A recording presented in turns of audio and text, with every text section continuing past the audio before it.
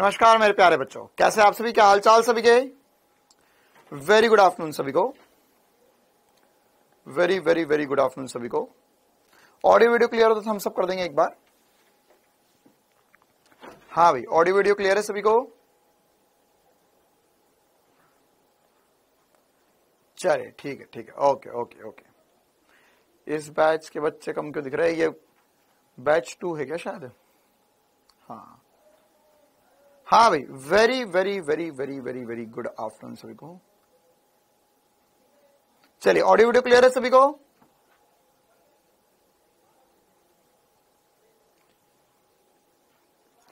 चलो तो करते क्लास की शुरुआत। मेरा नाम ले लो एक बार, कुमार जी। चलिए, तो अब हम बैच 1 है। हाँ, इधर वाला बैच 1, इधर वाला बैच 2, मतलब मेरे हिसाब से, कमेंट के हिसाब से, मतलब 2 कमेंट दिखते हैं ना साथ में। चलिए, तो अब हम, आज तो बायो की क्लास थी। नहीं नहीं नहीं बेटा, बायो की बैकलॉग हो गई ना आपकी। एक मंगलवार, बुधवार, गुरुवार, ऐसी तो सीक्वेंस में मैंने आपको बताया था।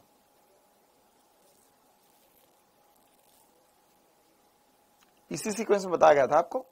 पहले आपकी एक केमिस्ट्री, बायो और फिर फिजिक्स, फिर कल शुक्रवार के दिन फिर से केमिस्ट्री या बायो में से जो भी होगी, फिर उसके बाद में एक और केमिस्ट्री की या बायो की, और उसके बाद में मंडे का और छुट्टी रहेगी, तो ट्यूसडे के दिन हम फिजिक्स की अगली बैकलॉग क्लास करेंगे।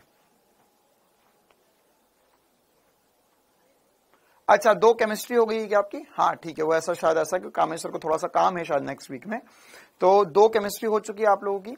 आज फिजिक्स से, फिर इसके बाद में 2 दिन बायो हो जाएगा आपका ना, शुक्रवार और शनिवार आपका बायो हो जाएगा, और फिर उसके बाद में हम मंगलवार के दिन हम फिर से फिजिक्स करेंगे। ठीक है, चलिए तो करते हैं क्लास की शुरुआत। स्लाइड वाले भैया आज 11 बजे डाले हैं। अरे बाप रे बाप, कल रात की स्लाइड आज सुबह 11 बजे आई है क्या?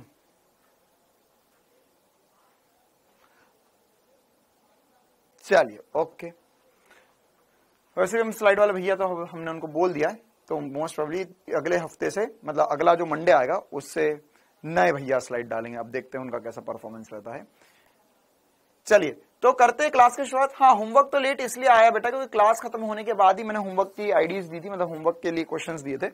तो उसके बाद में देखो, ऐसा समझो ना यार कि अगर मैं 10 बजे तक अपनी क्लास खत्म हो रही है, 9:30 10 बजे तक, तो जो भैया है या जो स्लाइड वाले भैया है या जो होमवर्क वाले भैया, वो तो घर जा चुके, उन्हें मतलब उनके घर पे खाना वाना खा रहे हैं वो, ठीक है, या कुछ लोग तो सो भी गए होंगे, तो वो उस समय लैपटॉप लेकर नहीं बैठेंगे। फिर अगले दिन सुबह जैसे ही वो लैपटॉप खोलते हैं, जैसे ही वो ऑफिस पहुंचते, तो सबसे पहले आप ही का काम करते हैं वो लोग।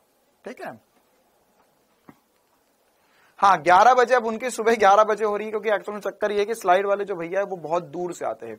वो आते हैं दिल्ली से, वो रोज 35 किलोमीटर आते हैं और 35 किलोमीटर अपने घर जाते हैं, तो वो उनकी सुबह तो टाइम पे हो जाती है, वो सुबह तो 6-7 बजे कर लेते हैं, लेकिन वो यहाँ पहुंचते पहुंचते, दिल्ली में ट्रैफिक भी बहुत होता है, तो उनको आने में 1-1.5 घंटा लगता है, जाने का 1-1.5 घंटा लगता है, कभी कभी 2 घंटे भी लग जाते हैं।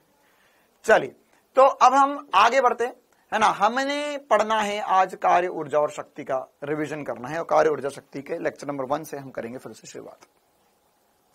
तो लेक्चर नंबर 1 में हमने कार्य, ऊर्जा, शक्ति में बेसिक सी बात पढ़ी थी, अदिश गुणनफल। मुझे उम्मीद है अदिश गुणनफल सभी को आता है ना, अदिश गुणनफल में किसी कोई दिक्कत नहीं है। अच्छा, पहले तो ये बता दो यार, कितने बच्चों का वाकई में चैप्टर छूटा था? कुछ क्लासेस चैप्टर की छुट्टी हुई थी।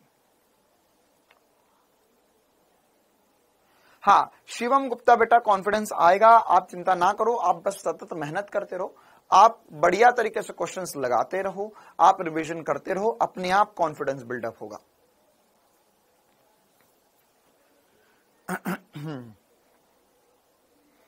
छूट गया, पूरा चैप्टर छूट गया, चलो कोई बात नहीं।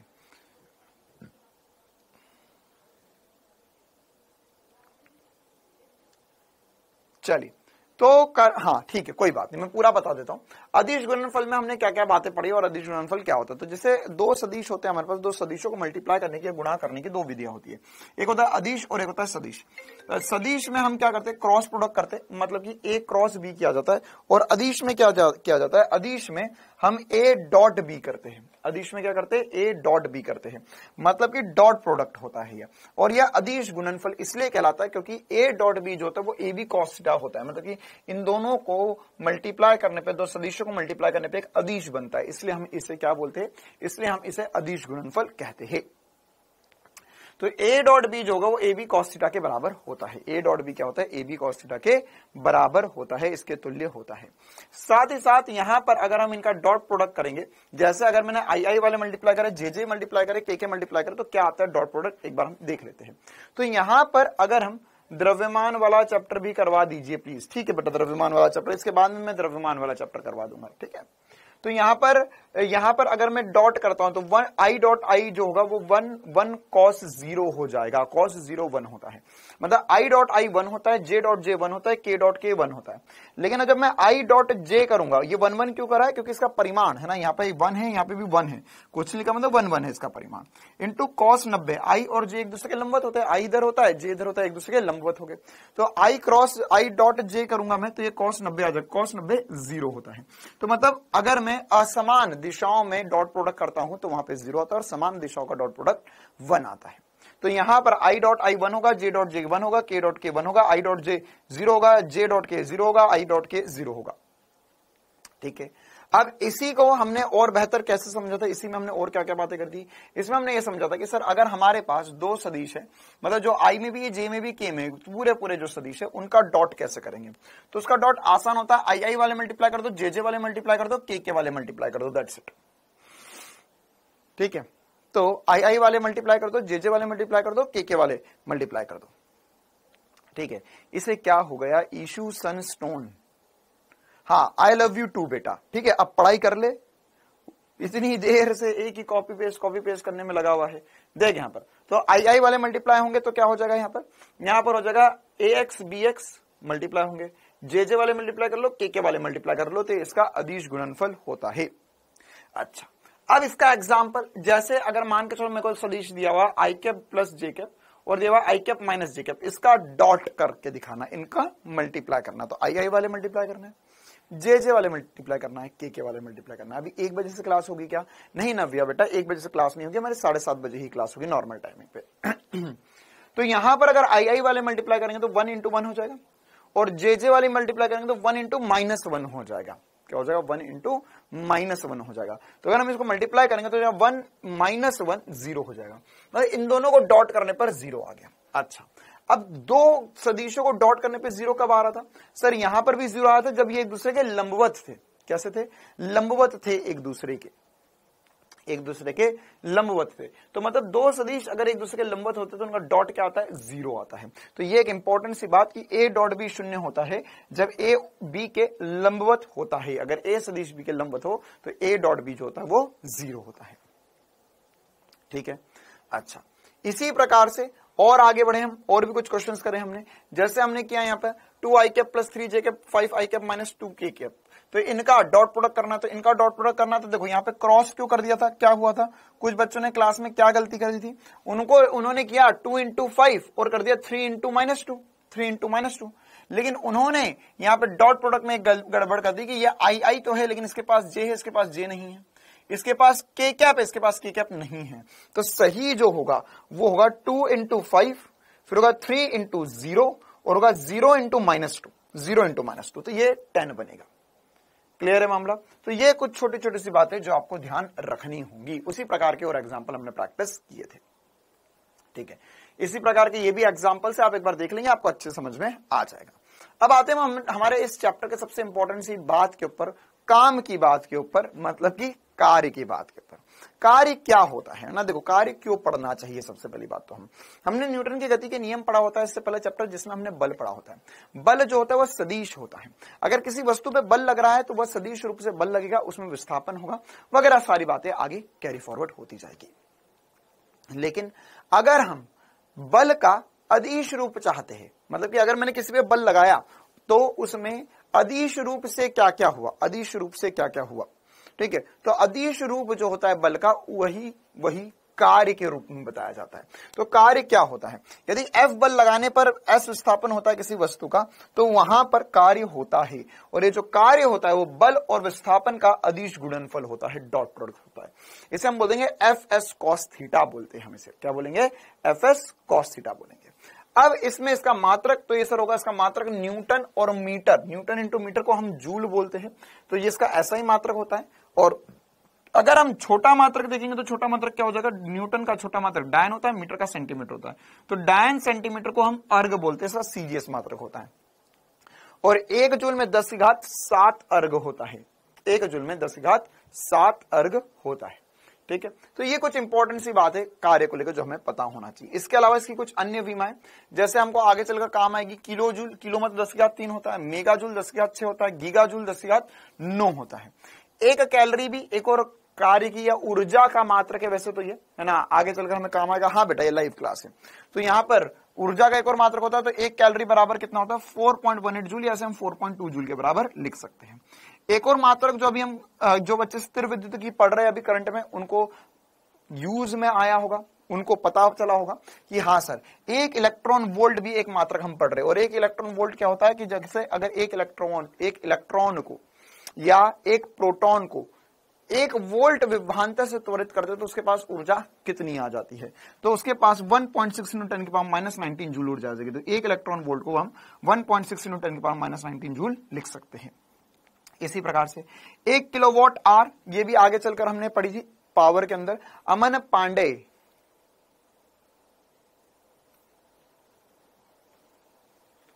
रिकॉर्डेड क्लास भी नहीं चल रही है अब। अमन पांडे, मैं आपकी बात जो है वो ऊपर तक पहुंचा दूंगा, ठीक है। हाँ, अब बार बार कमेंट करना बंद कर दीजिए, बार बार कमेंट करना बंद कर दीजिए, है ना, मैंने आपकी बात सुन ली है, ठीक है।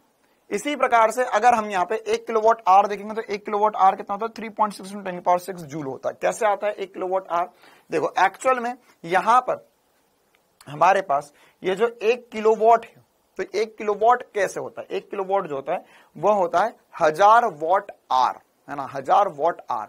वॉट इंटू, अगर हमें पावर या शक्ति इंटू समय कर रहा हूं तो मेरे लिए ऊर्जा आ जाएगी। कैसे आ जाएगी, एक बार मैं बताता हूं आप लोगों को, एक बार हम समझते हैं इस चीज को।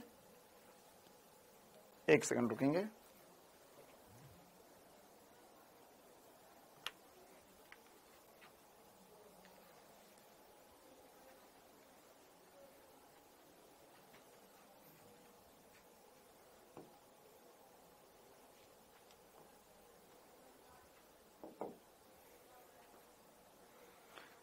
कैसे होगा वह अब हम एक बार समझ लेते हैं ना, कि 1 किलोवाट आवर जो है वह कैसे हमारे लिए जूल में बदलता है। तो हमारे पास जो पावर होती है, शक्ति होती है बेटा, पावर होता है ऊर्जा बटे में समय या कार्य बटे में समय। तो अगर मैं ऊर्जा को देखना चाहूं तो मैं लिख सकता हूं पावर इंटू टाइम, ये हो जाएगा ऊर्जा। अब मैं अगर मात्रक की बात करूं तो इसका मात्रक होता है वॉट, इसका मात्रक होता है सेकंड, इसका मात्रक होता है जूल। तो मैं लिख सकता हूं वॉट इंटू सेकंड जो होगा वो जूल के बराबर होगा।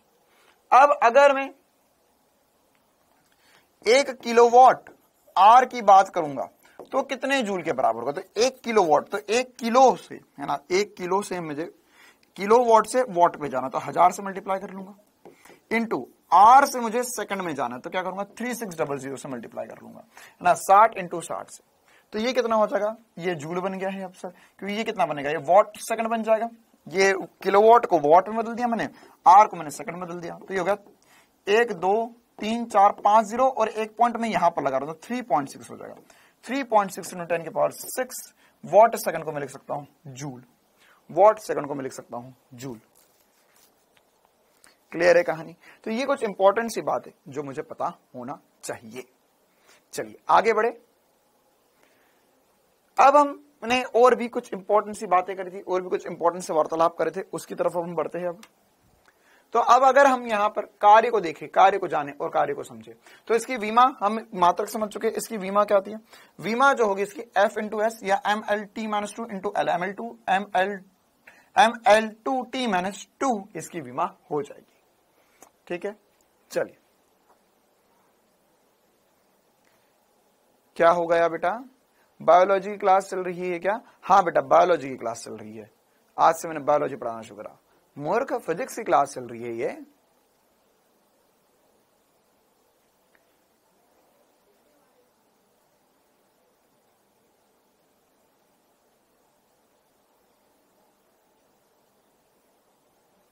शिवम गुप्ता, अगर तुम्हारे फिजिक्स में 25 सवाल ही सही हो रहे तो क्या हर टेस्ट में 25 सवाल सही हो जाते हैं?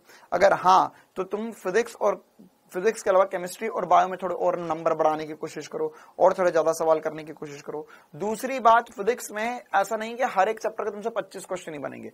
जैसे जैसे हम आगे बढ़ेंगे और भी चैप्टर्स पढ़ोगे तो हो सकता है किसी में 30 बनेंगे, किसी में 35 बनेंगे। तो घबराओ मत, डरो मत, निरंतर रूप से मेहनत करते रहो, रिवॉर्ड मिलेगा तुम्हें। चलिए, बल क्या होता है? बल हमें पता है सर, बल दो प्रकार का हो सकता है। एक नियत बल हो सकता है, एक परिवर्तीय बल हो सकता है। जैसे त्वरण भी हमने पढ़ा था, त्वरण नियत त्वरण हो सकता है और परिवर्तीय मतलब जो समय पर निर्भर करे। तो जब हमारे पास नियत बल होगा तो हमें आसान सी बात है F.S या Fs cos थीटा लिख देंगे हम। लेकिन जब हमारे पास परिवर्तीय बल होगा, परिवर्तीय बल होगा मतलब कि बल जो है विस्थापन के साथ बदल रहा है, तो यहां पर हमको करना पड़ेगा इंटीग्रेशन F.ds, या अगर ds जैसे होगा x में भी कुछ होगा, y में भी कुछ होगा, z में भी कुछ होगा, तो उसमें हमको integration fx dx plus integration fy dy plus integration fz dz। ये क्या है? मतलब x वाले को बल में अगर मान कर लो विस्थापन बल x में भी है, y में भी है, z में भी है, तो x वाला अलग इंटीग्रेट करेंगे, y वाला अलग इंटीग्रेट करेंगे, z वाला अलग इंटीग्रेट करेंगे, i कैप वाला अलग, j कैप वाला अलग, k कैप वाला अलग इंटीग्रेट करेंगे। ठीक है। या अगर आपका बल केवल i में है तो उसे केवल x के साथ इंटीग्रेट करना होगा। ठीक है। जैसे एक बार हम इसको क्वेश्चन के रूप में करते हैं, समझते हैं सारी बातों को। उससे पहले एक छोटी सी बात समझ लेते हैं, बल की प्रकृति क्या होती है ना। बल पॉजिटिव भी हो सकता है, नेगेटिव, सॉरी, कार्य की प्रकृति क्या होती है? तो कार्य पॉजिटिव भी हो सकता है, नेगेटिव भी हो सकता है, जीरो भी हो सकता है। ये सब हमें कैसे पता चलता है? ये पता चलता है Fs cos थीटा से। अगर मान के चलो हमने बोला कि यह धनात्मक आएगा, तो अगर हमारे पास थीटा 0 से 90 डिग्री के मध्य हो जाए, मतलब बल इधर लग रहा है, विस्थापन इधर हो रहा है। ऐसा हो सकता है ना कि अगर मैं गाड़ी को ऐसे खींच रहा हूं तो विस्थापन आगे हो रहा है, बल इस दिशा में लग रहा है, तो इनके मध्य अगर कोण 90 डिग्री या 90 डिग्री से कम होगा तो उस कंडीशन में कार्य क्या होगा? पॉजिटिव होगा। जैसे एग्जांपल के लिए मान के चलो मैंने एक स्प्रिंग को इस तरफ खींचा, तो स्प्रिंग को खींचा इधर, विस्थापन इधर हुआ, तो मेरे बल द्वारा किया गया कार्य पॉजिटिव होगा। या एक मेरे पास बॉल है, एक गेंद नीचे गिर रही है, गुरुत्वीय बल के कारण, देखो कार्य में सबसे इंपॉर्टेंट सी बात यह है कि आपको बल फिक्स करना पड़ेगा। बल कौन से बल के कारण कार्य है वो बताना होगा। एक ही वस्तु पे एक से ज्यादा बल लग सकते हैं और हर एक बल का कार्य अलग अलग हो सकता है। कुछ बल का कार्य उसी वस्तु पे 0 हो सकता है, उसी वस्तु पे किसी बल का कार्य नेगेटिव भी हो सकता है, उसी वस्तु पे उसी विस्थापन के लिए किसी का कार्य पॉजिटिव भी हो सकता है। ठीक है। तो उसके लिए बल निर्धारित करने या बल बताना जरूरी होता है। तो अगर मान के चलो एक बॉल को हमने ऊपर से छोड़ दिया, ये बॉल नीचे की तरफ आ रही है, तो इसमें गुरुत्वीय बल लग रहा है mg, विस्थापन भी नीचे की तरफ हो रहा है s, तो यहां पर हम क्या बोलेंगे? यहां पर गुरुत्वीय बल का कार्य जो होगा वो पॉजिटिव हो जाएगा। इसी प्रकार से अगर मान के चलो हमारे पास एक लिफ्ट ऊपर की तरफ जा रही है ना, तो यहां पर अब देखो एक बल नीचे की तरफ लग रहा है, एक नॉर्मल रिएक्शन लग रहा है। तो अगर मैं लिफ्ट ऊपर की तरफ जा रही है, नॉर्मल का कार्य देखूंगा, अभिलंब प्रतिक्रिया बल का कार्य देखूंगा, तो अभिलंब प्रतिक्रिया बल लग भी ऊपर रहा है, विस्थापन भी ऊपर हो रहा है, लग भी ऊपर रहा है, विस्थापन भी ऊपर हो रहा है, तो उसका कार्य पॉजिटिव होगा।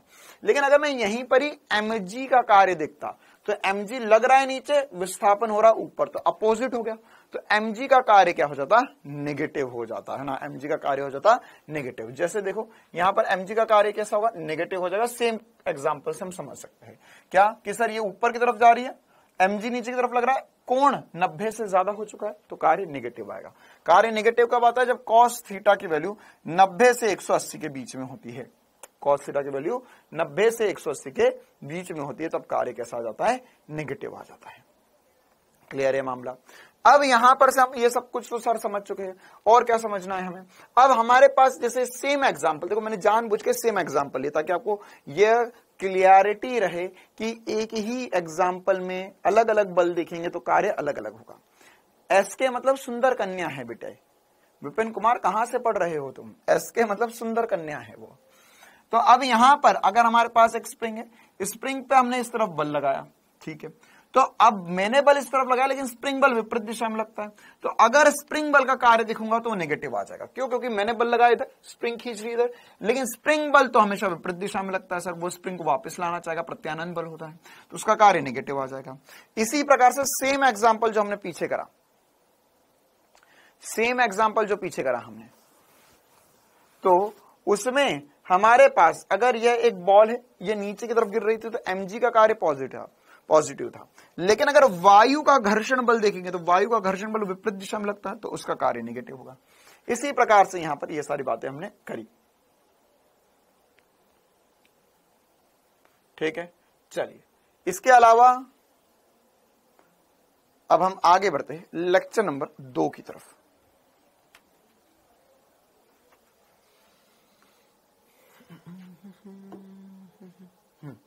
चलिए लेक्चर नंबर 2 में हमने और क्या क्या पढ़ा था।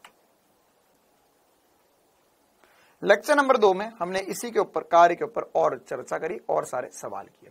ठीक है, तो हमने पॉजिटिव कार्य समझ लिया था, नेगेटिव कार्य समझ लिया था कि 0 से 90 डिग्री में पॉजिटिव कार्य होता है, 90 से 180 डिग्री के बीच में नेगेटिव कार्य होता है। लेकिन अगर मान के चलो 90 डिग्री हो गया तो उस कंडीशन में, या कोण 90 डिग्री हो गया तो उस कंडीशन में कार्य शून्य होता है।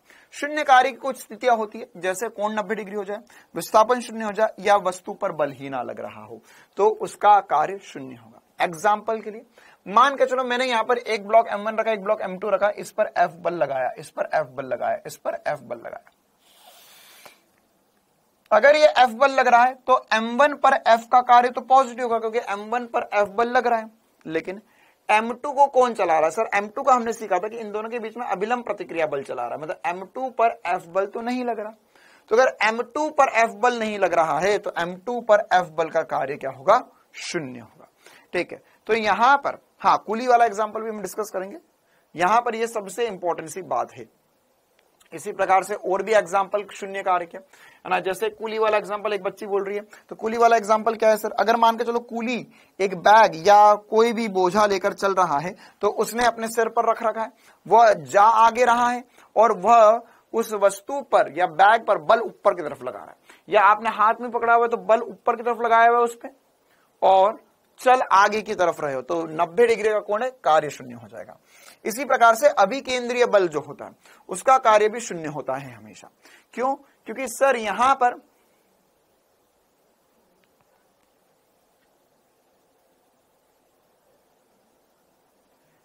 पर इस कंडीशन में यह v वेग से अगर एक बॉल घूम रही है तो इस कंडीशन में क्या होगा? इस कंडीशन में सर यहां पर विस्थापन जो होगा वह इस दिशा में है और बल इस दिशा में लग रहा है, तो विस्थापन और बल एक दूसरे के लंबवत हो गए। यह हमेशा होगा ही होगा, होगा ही होगा, मतलब कि ये यहां पर जब पहुंचेगा तब भी सर विस्थापन इस तरफ है, बल नीचे लग रहा है, यहां पर पहुंचेगा तब सर विस्थापन नीचे की तरफ होगा, बल इस तरफ लगेगा, तो यह हमेशा होगा ही होगा। तो अभिकेंद्रीय बल का कार्य जो होता है वो हमेशा 0 ही होगा। इसी प्रकार से एक और बहुत इंपॉर्टेंट सी बात हमने पढ़ी थी, एम्स का सवाल, कि चलते समय जब हम चलते तो चलते समय कार्य शून्य होता है ना, चलते समय कार्य जो होता है वो शून्य होता है। तो अगर चलते समय कार्य शून्य हो रहा है, इसका कहने का मतलब क्या है, कैसे शून्य हो रहा है?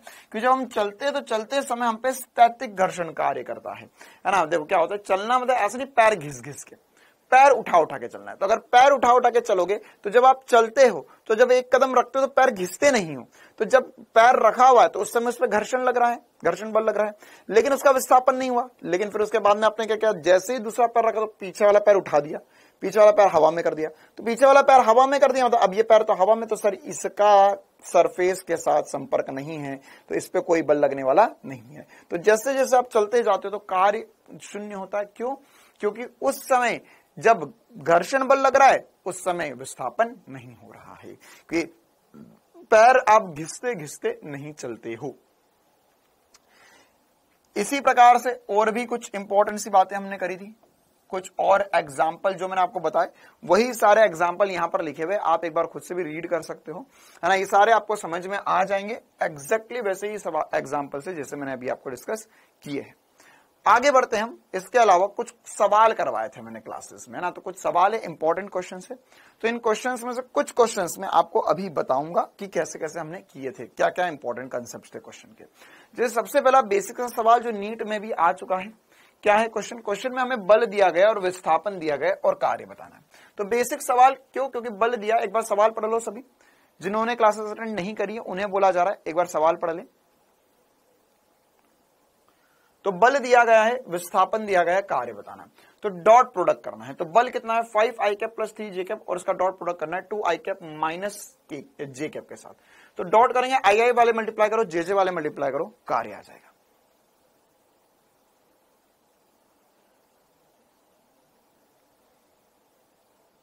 क्लियर है, डॉट प्रोडक्ट से आ जाएगा। हाँ, इसी प्रकार से और भी। अच्छा, चलते समय कार्य शून्य होता तो एक बच्चा बोल रहा था कि एनर्जी कैसे कम हो जाती है चलते चलते। बेटा तो वो तो आपके मसल्स की एनर्जी है ना, वो आपकी मसल्स जो है वो फटीक हो जाती है। अभी कैसे आप लोगों ने बायोलॉजी में पढ़ा होगा ना कि जब मसल्स का मूवमेंट ज्यादा होता है तो उसमें से कुछ लैक्टिक एसिड वगैरह कुछ जनरेट होता है, जिसकी वजह से आपको मोशन करने में आगे और दिक्कत होने लग जाती है। हाँ, ऑक्सीजन की कमी हो जाती है शरीर में। तो वो सब बायोलॉजिकल थिंग है, लेकिन फिजिक्स के अनुसार उसमें कार्य शून्य है। ऐसे तो कूली का कार्य भी शून्य हुआ, लेकिन कूली को पैसे देते हो ना भाई। अगर रेलवे स्टेशन जाते हो, कुली से सामान उठवाओगे तो उसको पैसे देकर आने पड़ेंगे ना। ऐसे तो ना कि कुली से सामान ले लिया तूने और फिर बोला कि भाई तूने तो कुछ कार्य नहीं करा, तो ऐसे नहीं काम चलेगा, है ना। हाँ, मसल्स जाम हो जाती है, ठीक है। इसी प्रकार से हमारे पास और भी कुछ सवाल। 5 न्यूटन बल के प्रभाव में एक वस्तु सरल रेखा में 10 मीटर दूरी गति करती है। फिर बोला कि किया गया कार्य 25 जूल है। तो बल द्वारा वस्तु की दिशा में बनाया गया कोण क्या होगा। तो कोण पता करना है। कार्य दिया, बल दिया, विस्थापन दिया, एकदम आसान सा सवाल। कोण हमने यहां पर निकाला। नहीं, ये बायोलॉजी नहीं है बेटा, है ना। लैक्टिक एसिड जमा होना ये जनरल साइंस है, जनरल नॉलेज की बातें है, इसमें बायोलॉजी इतना नहीं है। चलो भाई, अगला क्वेश्चन करते। क्वेश्चन नंबर 3, ये थोड़ा सा अच्छा सवाल था। सवाल में बोला गया था कि हमारे पास विराम में स्थित 15 किलो की किसी वस्तु पर 5 न्यूटन का बल लगाया जाता है। वस्तु की गति के प्रथम 1 सेकंड के दौरान किया गया कार्य क्या होगा। मतलब अब क्या है, अब हमें कार्य निकालने के लिए हमें इसमें विस्थापन भी निकालना पड़ेगा, ठीक है। तो विस्थापन भी निकालना होगा। तो विस्थापन निकालने के लिए क्या करना होगा। विस्थापन निकालने के लिए हमारे पास बल दिया गया है। तो अगर हमें विस्थापन निकालना है तो सबसे पहले हमें ज्ञात करना पड़ेगा कि इसमें बल लगाने से त्वरण क्या आ रहा है। देखो, अब इसीलिए कार्य ऊर्जा शक्ति चैप्टर थोड़ा सा डिफिकल्ट बन जाता है। जिन्होंने सरल रेखा में गति नहीं पढ़ा ढंग से, जिन्होंने गति के नियम नहीं पढ़ा ढंग से, उनके लिए कार्य ऊर्जा शक्ति डिफिकल्ट चैप्टर हो जाएगा। क्यों हो जाएगा डिफिकल्ट चैप्टर, क्योंकि यहां पर ऐसा होगा बेटा कि आपको पुराने कंसेप्ट्स लगेंगे, पुराने कंसेप्ट्स रिवाइज करने पड़ेंगे। जैसे F बराबर ma लिख रहा हूं मैं, तो A त्वरण क्या आएगा। तो त्वरण आएगा सर बल बटे में द्रव्यमान। तो 1/3 मीटर पर सेकंड स्क्वायर त्वरण आ गया। अब 1 सेकंड में विस्थापन। तो गति का प्रथम समीकरण S = ut + ½ at स्क्वायर होता है। उसी में ½ at स्क्वायर करेंगे तो ½ a की वैल्यू 1/3 है, टाइम हो गया 1 सेकंड, तो 1/6 मीटर हमारे पास विस्थापन आ गया। फिर उसके बाद में हम कार्य निकालेंगे बल इंटू विस्थापन करके, क्लियर है सर। मैं होमवर्क और क्लास के क्वेश्चंस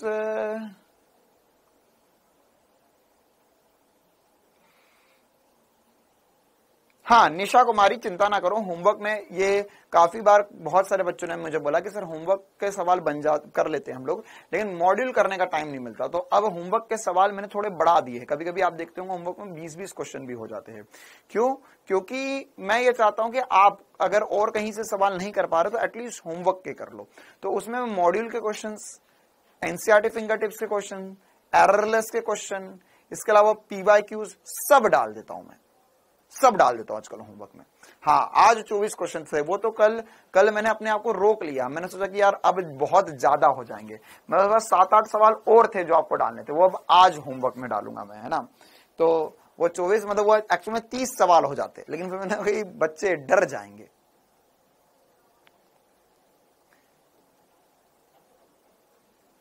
चलिए, हाँ, आगे बढ़ते हैं हम। इसी प्रकार के और भी काफी सारे सवाल है, एक बार आप खुद से प्रैक्टिस करेंगे तो आपसे बनेंगे।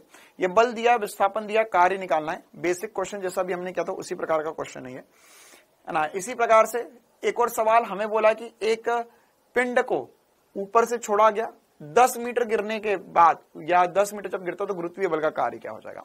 तो 10 मीटर गिरता है तो द्रव्यमान या बल इंटू विस्थापन कार्य आ जाएगा। तो mg बल लगेगा इंटू विस्थापन कार्य हो जाएगा। तो m इंटू जी, तो m द्रव्यमान दिया हुआ इंटू जी की वैल्यू आपको पता है, इंटू विस्थापन कर दो कार्य आ जाएगा। ठीक है, तो इस प्रकार के आसान से काफी सारे क्वेश्चन हमने प्रैक्टिस करे हैं। और भी कुछ एक दो बढ़िया क्वेश्चंस आपको प्रैक्टिस करवा देता हूं। जैसे ये वाला सवाल भी आसान था, प्रीवियस ईयर सवाल एआईपीएमटी में, नीट के पहले एआईपीएमटी एग्जाम होती थी, उसका सवाल बल दिया, विस्थापन दिया, कार्य दिया हुआ है, तो आपको सी की वैल्यू बतानी, मतलब कि इसके अंदर एक छुपा हुआ सी है, तो डॉट प्रोडक्ट करके आप निकाल सकते हो।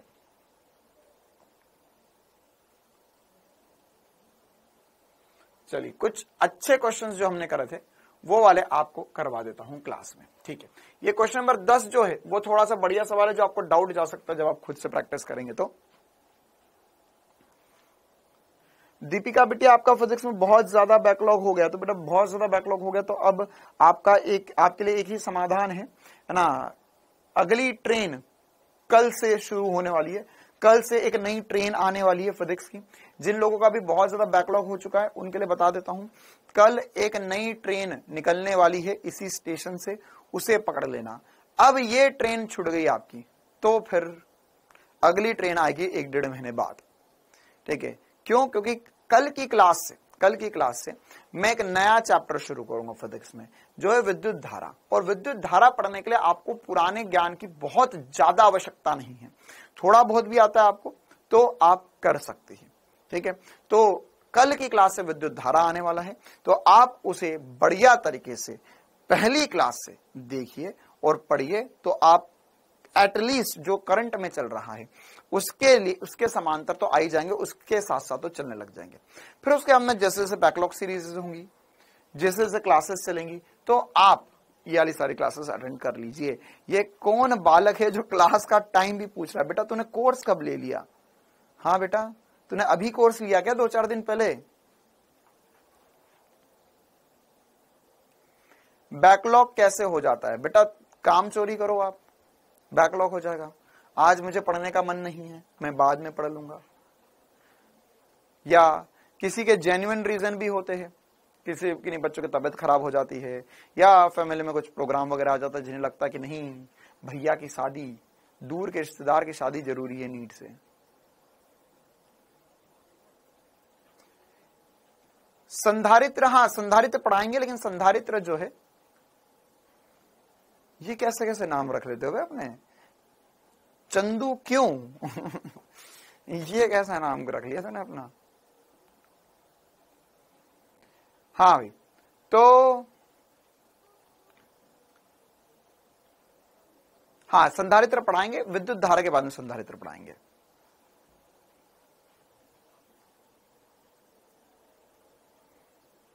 चलिए आगे बढ़ते हैं, एक दो और अच्छे सवाल डिस्कस कर लेते हैं। हमारे पास m द्रव्यमान के एक पिंड को एक अचर त्वरण g/4 से रस्सी द्वारा d दूरी तक ऊर्ध्वाधर नीचे किया जाता है। इस पिंड पर रस्सी के बल द्वारा किया गया कार्य बताना है आपको। ठीक है, क्या है क्वेश्चन, ध्यान से पढ़ेंगे। हमारे पास यहां पर एक पिंड है, इस और एक रस्सी से, मतलब ऐसा समझो यार कि मेरे पास है ना, मैंने ये एक रस्सी ली और इसमें नीचे एक द्रव्यमान लटका दिया। ठीक है, अब मैं से धीरे धीरे धीरे धीरे धीरे धीरे नीचे उतार रहा हूं। तो अब यहां पर इस कंडीशन में हमें बताना है कि इस रस्सी के तनाव द्वारा किया गया कार्य क्या होगा। तो सबसे पहली बात, ये क्वेश्चन थोड़ा सा और डिफिकल्ट हो जाएगा। क्यों? क्योंकि अब रस्सी के तनाव बल द्वारा किए गए कार्य के लिए आपको इसका विस्थापन भी निकालना पड़ेगा, और अब आपको यह भी निकालना पड़ेगा कि तनाव बल है कितना। तो कैसे करेंगे?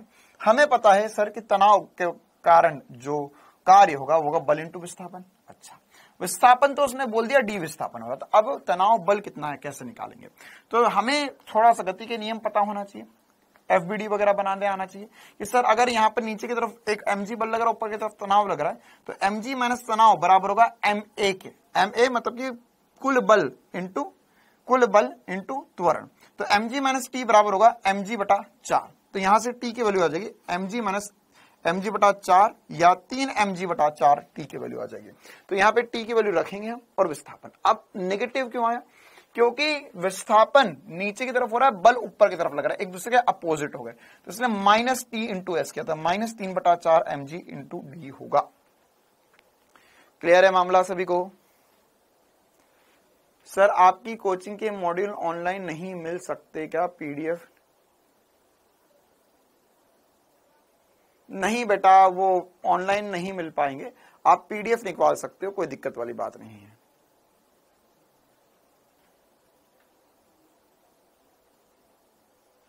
आप PDF निकाल सकते हो।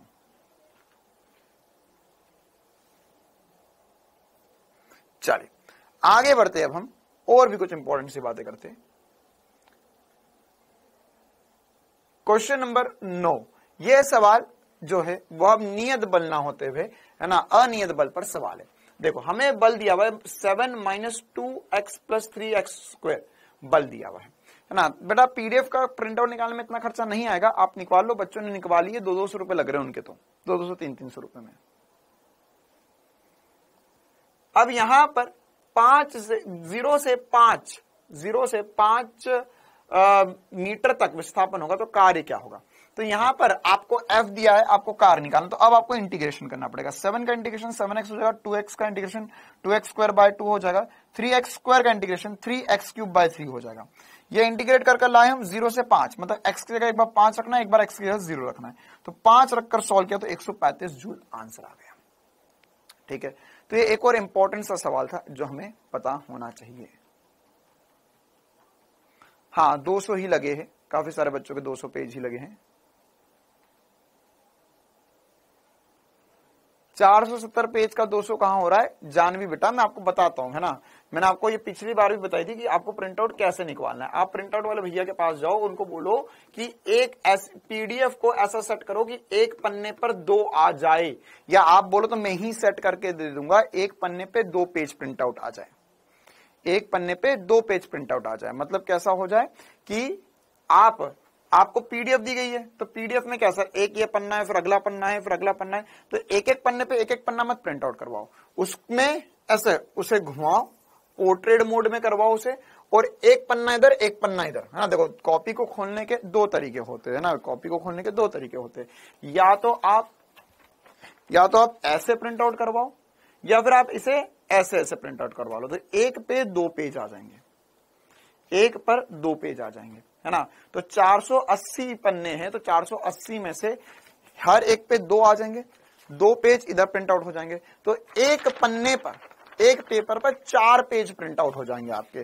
तो 200, ये 480 पन्ने हैं, डिवाइडेड बाय 4 कर लोगे आप, तो यहां पर आपके हो गए 120 पेज का प्रिंट आउट होगा, 120 पन्ने का प्रिंट आउट होगा आगे पीछे मिलाकर। अगर आपका 2 रुपए भी लेता है एक प्रिंट आउट के, इधर और इधर, मतलब एक पन्ने के 2 रुपए प्रिंट आउट भी लेता है, वैसे वो भी ज्यादा है, तो भी 240 रुपए ही लगते हैं।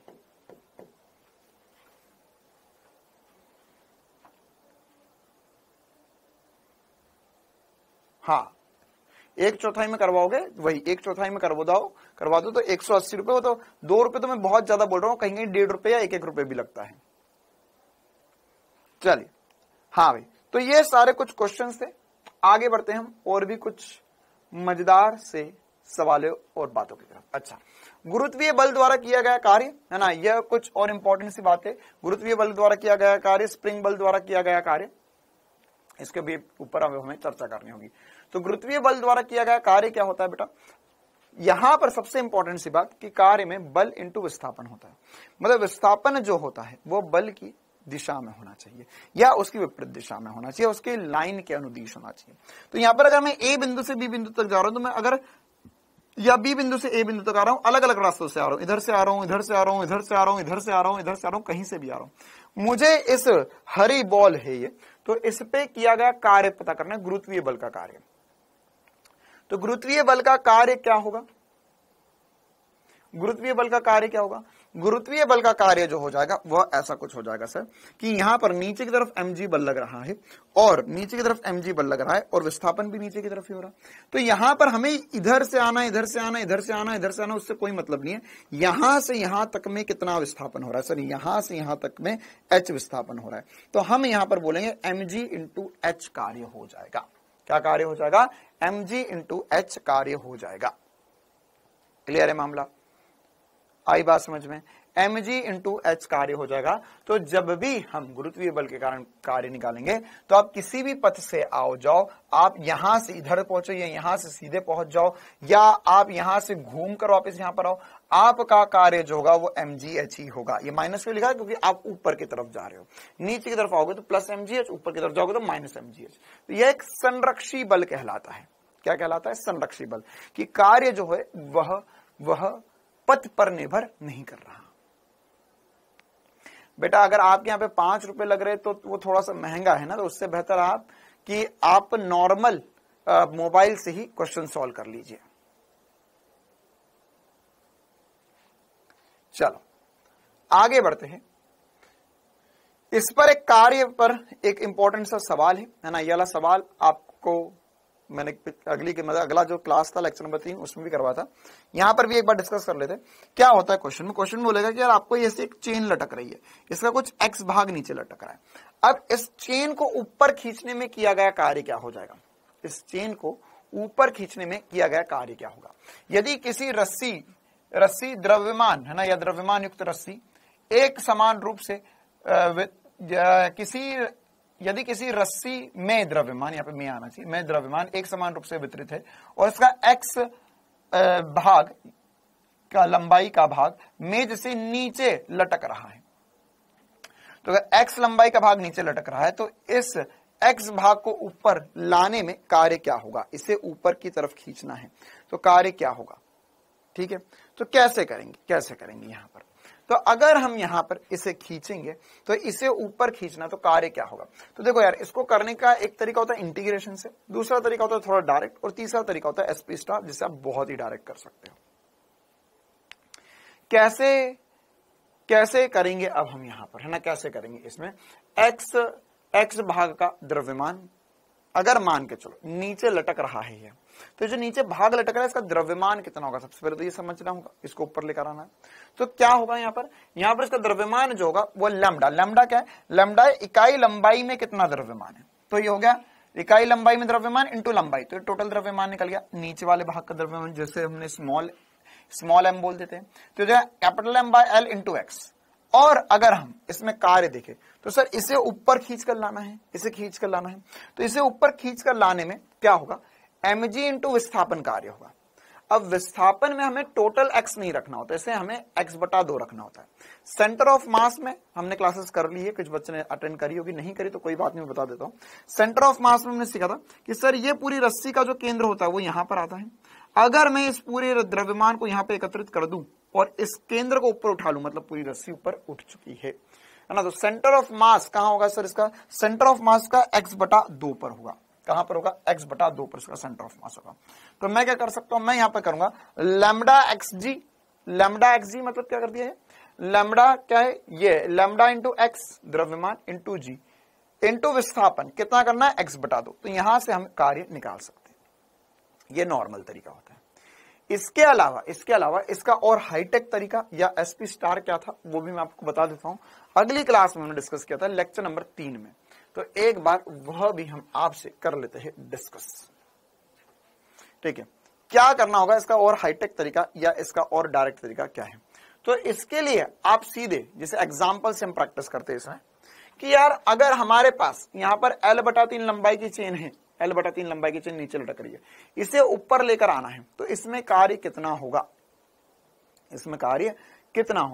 तो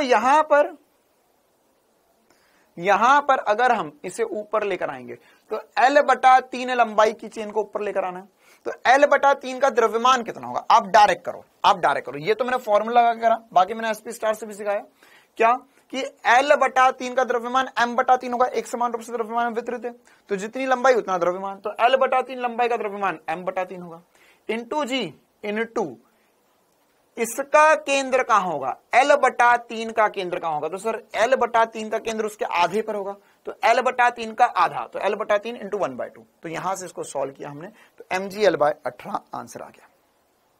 क्या आ गया, mgl/18 आंसर आ गया। तो इससे भी हम डायरेक्ट कर सकते हैं।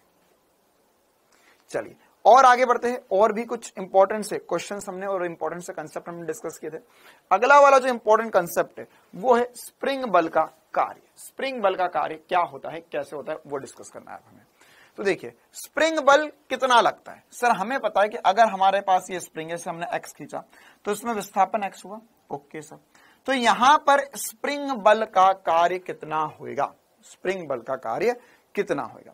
तो स्प्रिंग बल का कार्य जो होगा वह हम कैसे पता कर सकते हैं, सर यहां पर हम बोलेंगे कि यह अगर बल जो है वह स्प्रिंग बल हमें पता हमेशा विपरीत दिशा में लगता है, तो अगर हम इसे इधर की तरफ खींच रहे तो स्प्रिंग बल अंदर की तरफ लग रहा हो, तो कार्य क्या होगा सर, तो कार्य ये क्या परिवर्तीय बल है, बिल्कुल सर एक्स के साथ बदल रहा है।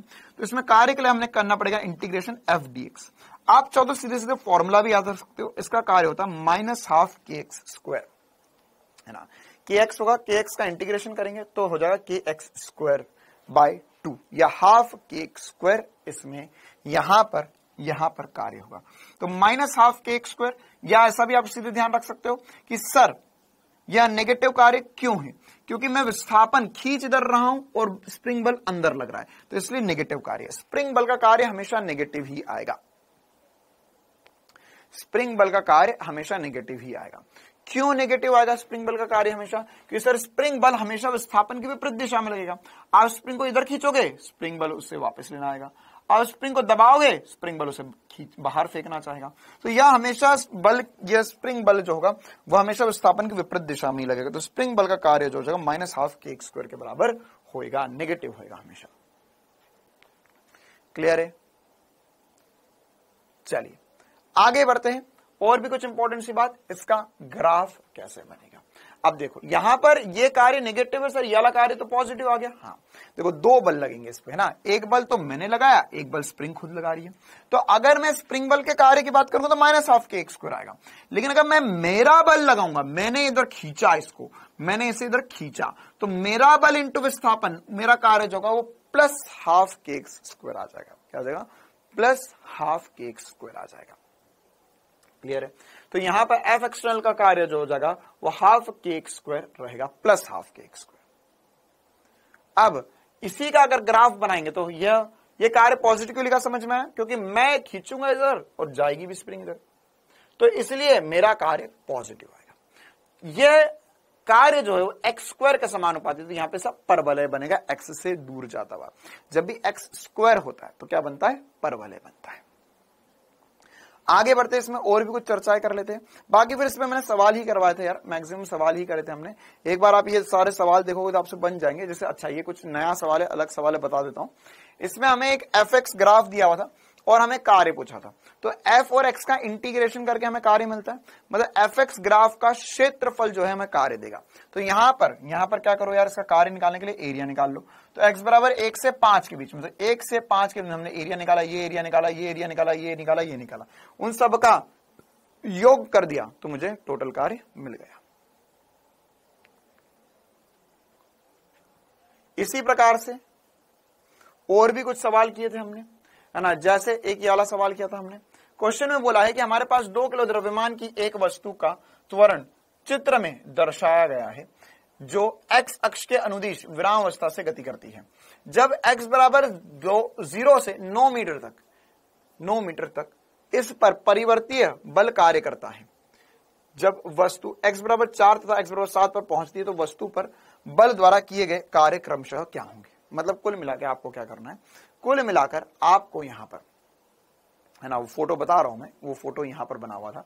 कुल मिलाकर यहां पर ये ग्राफ बना हुआ है, a और x का ग्राफ बना गया है, आपको कार्य बताना है, तो अभी हमने सीखा क्या sir, integration F D x जो होता है वो कार्य होता है, ये एफ एक्स ग्राफ का क्षेत्रफल हमें कार्य देगा। लेकिन सर अब यहाँ पे त्वरण और एक्स के मध्य ग्राफ है, तो क्या हम कर पाएंगे, बिल्कुल कर पाएंगे। कैसे कर पाएंगे, देखिए हमें पता है सर कि एफ एक्स को या एफ को हम लिख सकते हैं द्रव्यमान इंटू त्वरण। द्रव्यमान अगर इंटीग्रेशन के बाहर रख दूं मैं तो हो जाएगा त्वरण इंटू विस्थापन। तो त्वरण और विस्थापन के ग्राफ का क्षेत्रफल इंटू द्रव्यमान कर दूं तो मुझे कार्य मिल जाएगा। अब भगवान की असीम कृपा से यहां पे द्रव्यमान भी दिया गया है 2 किलो। तो अब क्या करेंगे, हम एक्स ग्राफ का क्षेत्रफल निकालेंगे, उसको 2 से मल्टीप्लाई कर देंगे तो कार्य आ जाएगा। अब कहां से कहां तक निकालना है, पहले x बराबर 4 तक पहुंचाना है। तो x बराबर 4 तक पहुंचाना, तो ये रहा x बराबर 4। तो 0 से 4 तक का क्षेत्रफल निकालिए, तो ये मैंने निकाला है, 0 से 4 तक का क्षेत्रफल निकाला। फिर जो एरिया आया वो 21 आया, इंटू 2 कर दिया तो कार्य बन गया। इसी प्रकार से 0 से 7 तक का, तो 0 से 4 तक का निकाल चुके, ये निकालो, ये वाला एरिया निकालो और ये वाला एरिया निकालो। तो ये पूरे एरिया निकालकर हमने इसको सॉल्व किया, ऐड किया तो टोटल कार्य आ जाता, या इंटीग्रेशन ए डी एक्स हो जाएगा, इंटू द्रव्यमान कर दिया तो हमारे पास टोटल कार्य आ गया। तो ऐसे कर सकते हैं। हाँ नागेश बेटा, ये बात अभी हमने थोड़ी देर पहले भी बोली थी, कहां थे तुम, क्लास में थे कि नहीं, कि आप अगर होमवर्क के क्वेश्चन स्लाइड के क्वेश्चन कर लोगे तो काफी रहेगा। चलिए आगे बढ़ते हैं अब हम ऊर्जा की तरफ। ऊर्जा क्या होती है, ऊर्जा में हमारे पास बेसिकली जो बात करनी है, हमें यांत्रिक ऊर्जा की बात करनी है। ऊर्जा होती क्या है, कार्य करने की जो क्षमता होती है उसे हम ऊर्जा कहते हैं, कि कितना ज्यादा कार्य कर पाएगी कोई भी कण, है ना, या उसके पास जो कार्य करने की क्षमता होगी उसे हम ऊर्जा बोलेंगे। तो अब इसका मात्रक सारी चीजें कार्य जैसी ही है, मात्रक विमा वगैरह सब कुछ कार्य जैसा ही है। अब ऊर्जा में हमें जो बेसिकली देखो, ऊर्जा बहुत सारे प्रकार की ऊर्जा हो सकती है ना, बहुत भिन्न भिन्न प्रकार की ऊर्जा हो सकती है, जैसे सौर ऊर्जा, या इसके अलावा आपने सुना होगा विंड, या हमारी जो वायु होती है उसकी ऊर्जा होती है, या सर हमारे पास थर्मल या ऊष्मीय ऊर्जा होती है, या इसके अलावा हम जैसे डेली खाना खाते हैं सर, तो हमारे पास खाना जो है वह हमारी मसल में चले जाता है ना, हमारी मांसपेशियों में चले जाता है, उसमें ऊर्जा हो जाती है। या इसके अलावा सर जैसे अगर अभी हम आप बोल रहे हो, हम सुन रहे हैं, तो ये मैं बोल रहा हूं तो ध्वनि ऊर्जा आ रही है, फिर वो विद्युत ऊर्जा के रूप में चली जाती है, जिससे आपके फोन तक पहुंचती है, तरंगे पहुंचती है तरंग ऊर्जा के रूप में, फिर आप सुन पा रहे ध्वनि ऊर्जा के रूप में। या लाइट है ना, तो ये लाइट भी हमारे पास एक ऊर्जा है। तो भिन्न भिन्न प्रकार की ऊर्जा, बैटरी चल रही है सर, केमिकल है उसके अंदर, तो केमिकल रासायनिक ऊर्जा हो जाएगी। लेकिन हमें बेसिकली यांत्रिक ऊर्जा पर ही कार्य करना है। किस पे कार्य करना है, यांत्रिक ऊर्जा पर ही कार्य करना है। तो यांत्रिक ऊर्जा में या मैकेनिकल एनर्जी में 2 प्रकार की एनर्जी होती है, एक होती है गतिज ऊर्जा, एक होती है स्थितिज ऊर्जा। तो गतिज ऊर्जा को हम काइनेटिक एनर्जी बोलते हैं, स्थितिज ऊर्जा को हम पोटेंशियल एनर्जी बोलते हैं। क्या बोलते हैं, पोटेंशियल एनर्जी बोलते हैं। अब इसके अंदर क्या क्या कार्यक्रम है वो देखना होगा हमें। तो गतिज ऊर्जा, सबसे पहली बात, गतिज ऊर्जा क्या होता है सर, गतिज ऊर्जा को हम कई से चिन्हित कर सकते हैं। वस्तु की गति के कारण उसकी जो ऊर्जा होती है उसे हम गतिज ऊर्जा कहते हैं। अगर मान के चलो किसी वस्तु पे हमने बल लगाया तो उसकी वजह से उसमें त्वरण आएगा तो उसकी वेग बढ़ेगा, या उसमें कार्य होगा तो मैं बोल सकता हूं उसकी ऊर्जा बढ़ रही है। तो कौन सी ऊर्जा बढ़ रही है, गतिज ऊर्जा बढ़ रही है। तो हम चाहे तो इसको ऐसा समझ सकते हैं, गतिज ऊर्जा का फॉर्मूला डिराइव किया था, वैसे कोई आप नहीं भी करोगे तो कोई दिक्कत वाली बात नहीं। गतिज ऊर्जा का फॉर्मूला होता है हाफ mv²। क्या होता है, हाफ mv²। या हम बोल सकते हैं कि किया गया कार्य जो होता है वह गतिज ऊर्जा के परिवर्तन में चला जाता है। तो यही कार्य ऊर्जा प्रमेय भी है हमारा, कि जब हम किसी भी वस्तु पे बल लगाते हैं तो उसमें हम कुछ कार्य करते हैं, और किया गया कार्य जो होता है गतिज ऊर्जा के परिवर्तन में चला जाता है, या उसके रूप में कार्य जो है वो गतिज ऊर्जा के रूप में जाता है। अब इसमें कुछ 1-2 और इंपॉर्टेंट से रिलेशन बताए गए थे, और कुछ ग्राफ। गतिज ऊर्जा और v के मध्य संबंध पता है हमें, हाफ mv² होता है गतिज ऊर्जा। अब संवेग एक और बात पढ़ी थी हमने, mv के बराबर होता है। अब mv जो है संवेग, है ना, तो अगर मैं चाहूं तो यहां पर गतिज ऊर्जा लिखी और उसमें एक m का मल्टीप्लाई डिवाइड कर लिया ताकि m² v² बन जाए, या mv बन जाए उसका स्क्वायर। तो mv का वर्ग जो होगा वो संवेग का वर्ग बन जाएगा। तो गतिज ऊर्जा जो हो जाएगी वो संवेग का वर्ग बटे में 2m हो जाएगा। क्या हो जाएगा, संवेग का वर्ग बटे में 2m हो जाएगा। संवेग का वर्ग बटे में 2m हो जाएगा। अब 2m को इधर मल्टीप्लाई कर दो तो यह संवेग और गतिज ऊर्जा के मध्य संबंध आ जाएगा। साथ ही साथ आप इनके ग्राफ भी कर सकते हैं। ग्राफ कौन कौन से ग्राफ बनेंगे सर, गतिज ऊर्जा और वेग के मध्य ग्राफ बनाएंगे तो सर ये v का स्क्वायर है तो परवलय बनेगा। गतिज ऊर्जा और वेग के वर्ग के बीच में ग्राफ बनाएंगे तो स्ट्रेट लाइन बनेगा। क्यों, कि y अक्ष पे गतिज ऊर्जा है, x अक्ष पे वेग का वर्ग है, तो वेग का वर्ग ही मेरा x हो जाएगा। वेग का वर्ग ही मेरा x हो जाएगा।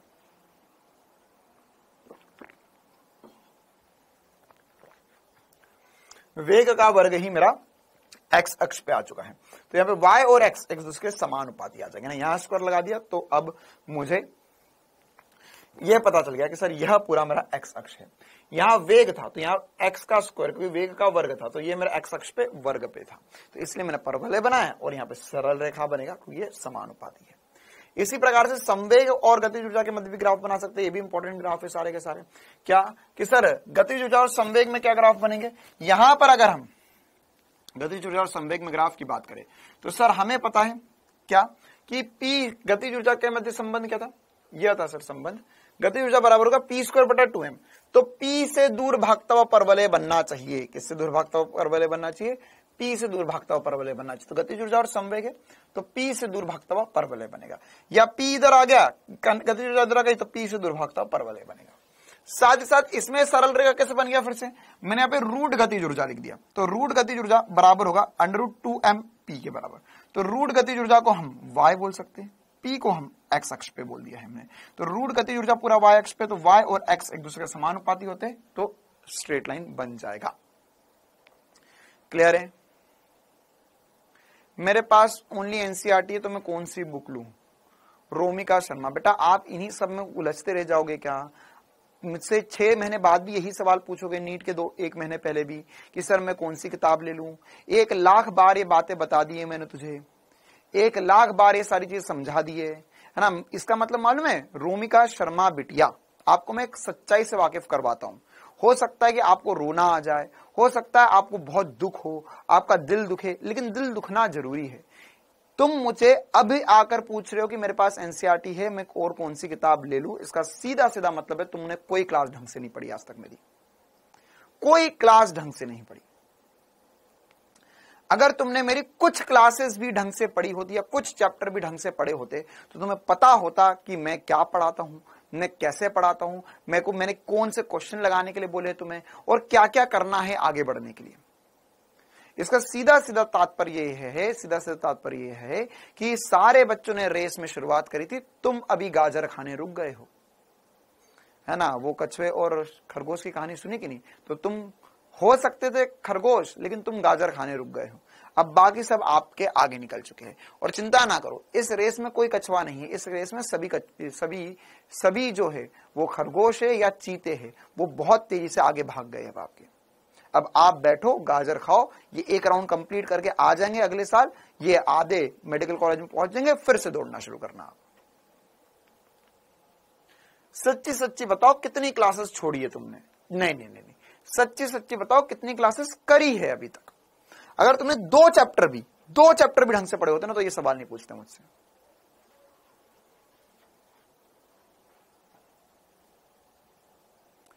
कहां गए, अब बोलती बंद हो गई। चलिए और कुछ सवाल कर लेते हैं हम यहां पर। देखिए और कैसे क्वेश्चन हो सकते, अब हमारे पास जो हमने गतिज ऊर्जा वगैरह पढ़ा उस पर क्या क्या सवाल पूछे जा सकते हैं, है ना। क्या क्या सवाल हो सकते हैं, क्या क्या बातें पूछी जा सकती हैं यहां पर। तो क्वेश्चन में क्या पूछा है, हमें बोला है 0.8 किलोग्राम द्रव्यमान की वस्तु प्रारंभिक वेग इतने में और अंतिम वेग इतना है। अच्छा, तो इसकी ऊर्जा में परिवर्तन ज्ञात कीजिए, ऊर्जा में परिवर्तन ज्ञात कीजिए। तो आसान सी बात है, कैसे कर सकते हैं ऊर्जा में परिवर्तन। ऊर्जा में परिवर्तन होगा सर ½ mv² - u²। तो गतिज ऊर्जा निकालने के लिए v² u² निकालने के लिए हमें इनका परिमाण ज्ञात करना होगा। तो हमें सदिश दिए हुए, इसका परिमाण ज्ञात करो, v सदिश दिया, इसका परिमाण ज्ञात करो, √3 का स्क्वायर + 4 का स्क्वायर हो जाएगा, √6 का स्क्वायर + 2 का स्क्वायर हो जाएगा। तो यहां पर हमें इनका परिमाण मिल गया। अब हमें क्या करना है सर, अब हमें गतिज ऊर्जा ज्ञात करनी है। तो गतिज ऊर्जा ज्ञात करनी है तो यह हो जाएगा ½ mv², मतलब कि वर्गमूल 40 आता, तो 40 का वर्गमूल का वर्ग -5, अंतिम वेग 5 आया था, तो इसका वर्ग। इनको माइनस करके सॉल्व किया हमने, गतिज ऊर्जा निकाल ली, है ना। तो एकदम आसान सी बात है, ऐसे आप कर सकते हो क्वेश्चंस। इसी प्रकार से अगली इंपॉर्टेंट सी बात जो है वो है कार्य गतिज ऊर्जा प्रमेय। कार्य गतिज ऊर्जा प्रमेय क्या होता है, इस पर आधारित बहुत सारे सवाल होते हैं, वो अब एक एक करके हम थोड़े डिस्कस करेंगे। सबसे पहली बात तो ये जो अभी मैंने आपको पीछे बताया था, क्या कि किया गया कार्य गतिज ऊर्जा में परिवर्तन के बराबर होता है, तो वही एक्चुअल में कार्य ऊर्जा प्रमेय होता है। क्या होता है कि किसी कण या वस्तु पर कार्यरत सभी बल, संरक्षी, असंरक्षी, बाह्य बल, आंतरिक बल, जितने बल होंगे सारे बल द्वारा किया गया कार्य उनकी गतिज ऊर्जा में परिवर्तन के बराबर होता है। किया गया कुल कार्य गतिज ऊर्जा में परिवर्तन के बराबर होता है।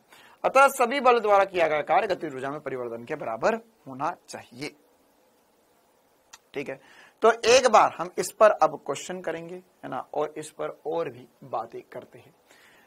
चलिए, जैसे कुछ एक दो आसान से सवाल ऐसा आ सकते हैं आपको क्वेश्चन में बोलेगा कि एक बल, है ना, देखो अब यहां पर यह क्वेश्चन कैसे करेंगे, ये वाले क्वेश्चन भले कार्य पूछा, देखो अब ऐसा हो सकता है आपको बहुत सारे क्वेश्चन में कि कार्य पूछ ले, क्या पूछ ले, कार्य पूछ ले, तो कार्य पूछ ले और आप कार्य ना निकाल पाओ, मुश्किल हो कार्य निकालने में, तो आप उसमें गतिज ऊर्जा में परिवर्तन निकाल सकते हो।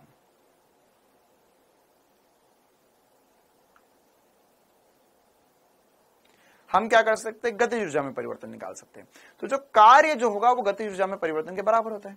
तो हम क्या करेंगे, हम गतिज ऊर्जा में परिवर्तन निकालेंगे और वही आंसर होगा और वही कार्य बोल देंगे। जैसे देखो इस क्वेश्चन में बोला गया कि एक का बल 100 ग्राम कण पर इस प्रकार कार्यरत है कि कण की स्थिति समय के फलन के रूप में, मतलब यह स्थिति जो है समय के साथ परिवर्तित हो रही है, x बराबर है 60 माइनस 2t स्क्वायर प्लस 2 के रूप में परिवर्तित हो रही है, जहां x मीटर में और t सेकंड में है। पहले 2 सेकंड में किया गया कार्य क्या होगा, पहले 2 सेकंड में किया गया कार्य क्या होगा। तो अगर पहले 2 सेकंड में किया गया कार्य हमको ज्ञात करना है तो कैसे कर सकते हैं सर, ये x और t के मध्य संबंध है, यहां पर हम इसका अब अगर तुम सीधे कार्य निकालने जाओगे तो बहुत मुश्किल हो जाएगी, फंस जाओगे। तो क्या कर सकते हो, तुम यहां पर पहले वेग निकालो, ये x और t के मध्य संबंध था, इसका वेग निकालो, इसका अवकलन किया, वेग निकाला। अच्छा सर, अब क्या होगा, अब हमें यहां पर वेग तो निकाल लिया हमने, अब वेग निकालेंगे तो अब हमें कहां पर निकालना है, एक बार t बराबर, यहां पर क्या करेंगे, एक बार t बराबर 0 रखेंगे और t बराबर 2 रखेंगे। क्यों, क्योंकि हमें कार्य निकालना कहां से, 0 से 2 सेकंड में। तो अब हमने चालाकी करी, कार्य नहीं निकाला, गतिज ऊर्जा में परिवर्तन निकाल लिया। गतिज ऊर्जा में परिवर्तन निकालने के लिए क्या चाहिए, चाल चाहिए। तो हमने इसकी चाल निकाली 0 पर, t बराबर 0 पर 6 मीटर पर सेकंड आई, t बराबर 2 सेकंड पर ये यहां पे 2 रखेंगे तो ये -2 मीटर पर सेकंड आ गया। अब मैं half mv square minus u square कर दूंगा, आंसर आ जाएगा, वही कार्य होगा मेरा। ठीक है, तो इस प्रकार की चालबाजी अभी हमें करना होगी। चलो आगे बढ़ते अगली क्लास की तरफ।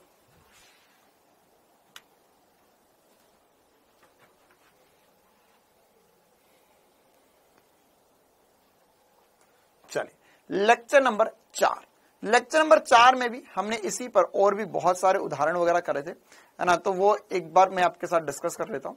जैसे कुछ आसान से क्वेश्चन, हमें बोला है 1 किलो व 5 किलो द्रव्यमान के 2 कण समान संवेग है इनके, तो आपको गतिज ऊर्जा का अनुपात बताना है। संवेग समान है तो गतिज ऊर्जा का अनुपात बताना है। तो संवेग समान है तो गतिज ऊर्जा व्यक्त क्रमानुपाती होगी द्रव्यमान के, गतिज ऊर्जा व्यक्त क्रमानुपाती होगी द्रव्यमान के। तो अब द्रव्यमान दिए, संवेग समान है, तो हम गतिज ऊर्जा क्या लिख सकते हैं, व्यक्त क्रमानुपाती द्रव्यमान के, तो 1:5 द्रव्यमान का अनुपात है, तो गतिज ऊर्जा उल्टा हो जाएगा, 5:1 हो जाएगा। ठीक है, तो ऐसे छोटे छोटे सवाल नीट में पूछे जा सकते हैं आपको। साथ ही साथ अच्छा, ये संवेग परिवर्तन वगैरह के मैंने कुछ सवाल करवाए थे, है ना, वैसे इस प्रकार के सवाल नीट में नहीं आते हैं, बस मैंने आप लोगों को बेसिक तरीका जो है वो बता दिया था। तो एक बार ये मेन क्लास है। अच्छा, एक बात ईमानदारी वाली बात बताएंगे, जितने बच्चों ने क्लासेस छोड़ी, क्या बैकलॉग सीरीज आपने इसके पहले कोई भी चैप्टर या क्लास छोड़ी तो बैकलॉग सीरीज अटेंड करने के बाद में आप रेगुलर वाली क्लास देखते हो या नहीं देखते हो? अगर आप नहीं देख रहे हो तो आप बहुत बुरा कर रहे हो अपने साथ, और आपसे ज्यादा मूर्ख आदमी इस दुनिया में कोई भी नहीं है फिर। ठीक है, आपसे ज्यादा मूर्खता भरी हरकत इस दुनिया में फिर कोई नहीं कर सकता, क्योंकि अगर आप बैकलॉग सीरीज अटेंड कर रहे हो और फिर उसके बाद में जाकर रेगुलर क्लास नहीं देख रहे हो, फिर से खुद से नहीं पढ़ रहे हो, तो कोई मतलब नहीं है फिर। क्यों सर, ऐसा क्यों बोल रहे हो आप? क्योंकि देखो यार, बैकलॉग सीरीज में या इस क्लास में मैंने अभी आपको 1 घंटे के अंदर अंदर 3 क्लासेस पढ़ा दी है। जो नॉर्मली 4.5-5 घंटे की हुई थी, तो 5 घंटे को मैंने 1 घंटे में करके बताया। तो ये तो मेरा टैलेंट है। अब आपका टैलेंट क्या होगा? आपका टैलेंट तब पता चलेगा जब आप इसे फिर से 5 घंटे नियमित रूप से पढ़ेंगे। तो सर हम नॉर्मल क्लास ही देख लेते, हाँ, लेकिन उसे आपको देखने में ज्यादा टाइम लगता, इसलिए बैकलॉग सीरीज है, इसलिए रिवीजन के लिए बैकलॉग सीरीज है कि आप अभी एक बार मैं जो इंपॉर्टेंट पॉइंटर्स समझा रहा हूं, आप पॉइंटर्स को समझ लीजिए, आप उनमें मतलब जो जो इंपॉर्टेंट सी बातें मैं बता रहा हूं उनको साथ साथ चाहे तो लिखते भी जाइए। इसके बाद में आप नॉर्मल क्लास जो हुई थी उसको फिर से देखिए, पूरी क्लास देखिए, उसकी स्पीड बढ़ाकर देख लीजिए, उसको फास्ट फॉरवर्ड करके देख लीजिए, ताकि आपको नॉर्मली जो चल रहा था या नॉर्मली आपकी जो क्लासेस हुई थी उसमें जो इंपॉर्टेंट बातें बताई गई थी वो भी मिल जाए आपको, और आपके नोट्स भी साथ साथ में बन जाए। आपका टाइम बचाने के लिए ये सब कुछ किया जा रहा है, ठीक है। तो आपको क्लासेस देखना जरूरी है, ये वाली क्लासेस खत्म होने के बाद में भी। चलिए ठीक है, आगे बढ़ते। अच्छा, इस प्रकार का कुछ सवाल था हमारे पास कि गतिज ऊर्जा में 3% परिवर्तन आ रहा, तो संवेग में कितने प्रतिशत परिवर्तन आएगा, इस प्रकार के सवाल। तो ध्यान रखना यार कि जब भी परिवर्तन हमें 3%, 1%, 2% बोला गया है, तो हम इसमें शॉर्ट ट्रिक लगा सकते हैं। क्या शॉर्ट ट्रिक लगा सकते हैं कि अगर हमारे पास गतिज ऊर्जा में परिवर्तन, गतिज ऊर्जा समानुपाती होता है संवेग के वर्ग के, ये फॉर्मूला अभी हमने पढ़ा हुआ है, ये गतिज ऊर्जा समानुपाती संवेग के वर्ग के। तो अब हम यहां पर जो एरर में या हमने जो त्रुटि में पढ़ा था मात्रक और मापन में, उसका उपयोग कर सकते हैं। कैसे उपयोग कर सकते हैं सर? हमें पता है गतिज ऊर्जा में परिवर्तन जो होगा, है ना, ये गतिज ऊर्जा बराबर है संवेग के वर्ग के। तो गतिज ऊर्जा में परिवर्तन बटे में प्रारंभिक गतिज ऊर्जा, या इसमें जो भिन्नात्मक त्रुटि, अपेक्षित त्रुटि हमने बोली थी, डेल्टा के ई बटे में के ई बराबर होगा पी की घात में जो था उसे आगे मल्टीप्लाई कर लो, तो डेल्टा पी बाय पी हो जाएगा। यहाँ पे डेल्टा पी नहीं आएगा, पी आएगा, है ना। तो यहां पर हमें पता है गतिज ऊर्जा में प्रतिशत परिवर्तन 3 दिया हो, तो 3 बटे में ये 2 नीचे चले जाएगा, तो 1.5 आ जाएगा। 1.5% संवेग में, 1.5% संवेग में हमारे पास परिवर्तन होगा या वृद्धि होगी। साथ ही साथ इसमें अब अगर सर 4% से ज्यादा आ गया तो क्या करेंगे? जैसे 50% बोल दिया, 100% बोल दिया, तो उसको पूरा सॉल्व करना होता है, पूरा सॉल्व करना होता है। क्या करते हैं इसके सॉल्यूशन में? अगर हम बोल रहे हैं संवेग 50% बढ़ गया, संवेग 50% बढ़ गया, तो 50% संवेग बढ़ जाना, इसका मतलब क्या होगा सर? 50% बढ़ जाना मतलब ये 1.5 गुना हो गया है। आपको कैसे पता चला सर 1.5 गुना हो गया है? देखो, अगर मैं किसी भी चीज का प्रतिशत परिवर्तन देखना चाहूं, किसी भी चीज का प्रतिशत परिवर्तन देखना चाहूं, तो कैसे देख सकता हूं? अगर मुझे गतिज ऊर्जा में प्रतिशत परिवर्तन देखना है, संवेग में प्रतिशत परिवर्तन देखना, तो ये एक्चुअल में होगा क्या? ये होगा सर गतिज ऊर्जा में परिवर्तन बटे में प्रारंभिक गतिज ऊर्जा इंटू 100, तो ये हो जाएगा फाइनल माइनस इनिशियल बटे में इनिशियल इंटू 100। अच्छा, इसको बीच में से तोड़ देते, फाइनल बटे में इनिशियल माइनस इनिशियल बटे में इनिशियल कट गया तो 1 आ गया, तो final by initial minus 1 into 100। ठीक है, अब गतिज ऊर्जा संवेग के समानुपाती, तो जहां गतिज ऊर्जा वहां संवेग लिख सकता हूं मैं, तो ये लिख सकता हूं फाइनल संवेग का वर्ग बटे में प्रारंभिक संवेग का वर्ग -1 इंटू 100। ठीक है सर, तो अब ये जो मैंने पीछे बोला था ना वो यहां पर लिखा हुआ है। तो अब वो वाला सवाल कैसे करेंगे ना, वाला सवाल कैसे करेंगे? तो देखो, अगर आपको जब भी क्वेश्चन में बोला गया कि संवेग 50% बढ़ गया है, संवेग 50% बढ़ गया है, तो 50% बढ़ गया मतलब अब क्या हो गया? 50% पी का क्या निकालना पड़ेगा आपको निकालना पड़ेगा पी का 50% कितना होता है। तो पी का 50% कैसे निकालेंगे? P का 50% कितना होगा? तो P का 50% होगा सर P इंटू 50 बटे में 100%। कैसे करते हैं? डिवाइडेड बाय 100 कर लेते हैं। तो ये जो है, ये क्या लिखा हुआ है? 1/2 लिखा हुआ है, आधा लिखा हुआ है, 0.5 लिखा हुआ है, तो ये होगा P इंटू 0.5। तो अब 50% बढ़ गई कोई चीज, तो फाइनल क्या हो जाएगा? फाइनल हो जाएगा सर प्रारंभिक प्लस कितना बढ़ा? 50% बढ़ा। ये आई मतलब प्रारंभिक, इनिशियल, तो इनको योग करोगे तो 1.5 आ जाएगा। मतलब अब क्या हुआ? मतलब यह हुआ कि अंतिम संवेग जो होगा वह 1.5 गुना हो गया प्रारंभिक संवेग के। ठीक है, तो ऐसे आपको जो भी प्रतिशत परिवर्तन दिया जाए उसके हिसाब से आप कर सकते हो। अब आगे सॉल्व कैसे करना होगा सर? अब हमें पता चल गया संवेग 1.5 गुना हो गया, मतलब फाइनल बटे में इनिशियल जो है वो 1.5 आ गया। अब इसका कैसे शॉर्ट ट्रिक सिखाया मैंने? हमने अभी देखा सिर्फ गतिज ऊर्जा में प्रतिशत परिवर्तन निकालना, तो गतिज ऊर्जा जो है संवेग के वर्ग के समानुपाती है। तो जहां गतिज ऊर्जा वहां संवेग का वर्ग आएगा। तो यहाँ गतिज ऊर्जा का अनुपात है, तो यहाँ पे संवेग के फाइनल और इनिशियल के अनुपात का वर्ग आ जाएगा। तो 1.5 का वर्ग -1 हमारा आंसर होगा। 1.5 का वर्ग मतलब 2.25 - 1 1.25 × 100 करेंगे 125% आ जाएगा। तो ये इसमें कोई फिजिक्स नहीं है, ये बिल्कुल कक्षा 8वीं का गणित है कि आपको प्रतिशत परिवर्तन दिया है, आपको कैसे सॉल्व करना होता है। क्लियर है मामला। इसी प्रकार से कार्य ऊर्जा प्रमेय पर भी और भी कुछ क्वेश्चंस करवाते, इस पर और भी क्वेश्चन है, एक बार आप देखेंगे, बहुत सारे एग्जांपल्स करवाए थे हमने, तो आपको और बातें चमकेगी।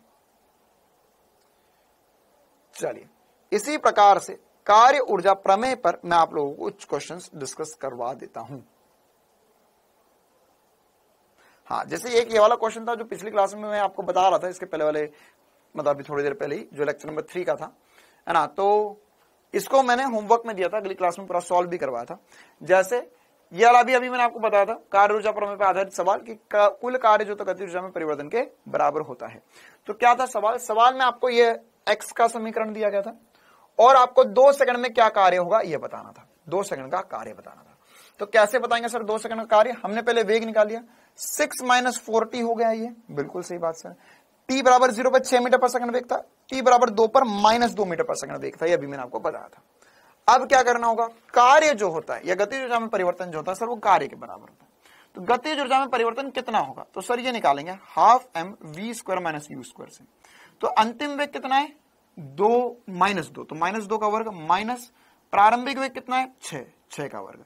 तो इसको सॉल्व किया, पूरे को सॉल्व करके -1.6 आया। तो -1.6 उसने पूछा कार्य है, लेकिन मैंने निकाला गतिज ऊर्जा, क्यों कि कार्य ही गतिज ऊर्जा में परिवर्तन के बराबर होता है।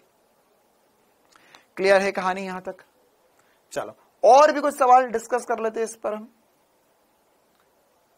हाँ भाई, यहां तक किसी को कोई भी डाउट, कोई भी समस्या? उन लोगों को जिन्होंने क्लासेस अटेंड नहीं करी थी, जिनका एक जेन्युइन कारण के कारण या वास्तविक कारण है जिनके पास जिनकी क्लासेस छूट गई थी, उनसे पूछ रहा हूं मैं ये।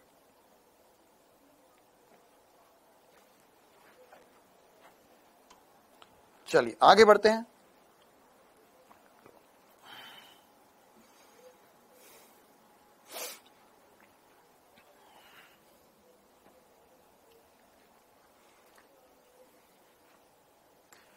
टाइम हो गया है, किस चीज का टाइम हो गया बेटा, कहां जाना है आपको?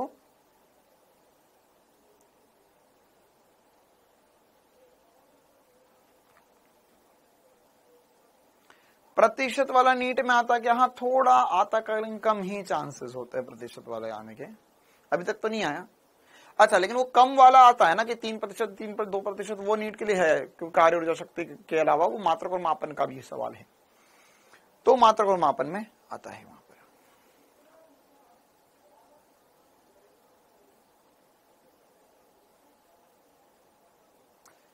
चलिए